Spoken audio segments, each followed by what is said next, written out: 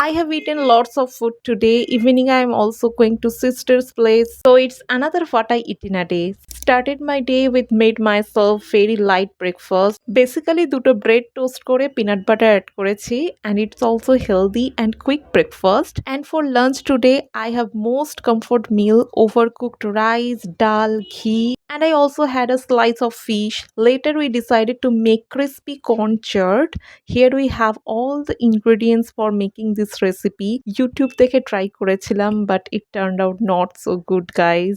Then I went to my sister's place and she had an accident when she fell at home. So গিয়ে আমি খেলাম a cup of tea and she shared how it was happened. হাত থেকে শুরু করে ঘাড় মাথা সবকিছুতেই ওর তখনও ব্যথা ছিল but now she is fine. Then we also have dinner here. So we are having paratha, cholar dal and shon papdi. That is it guys.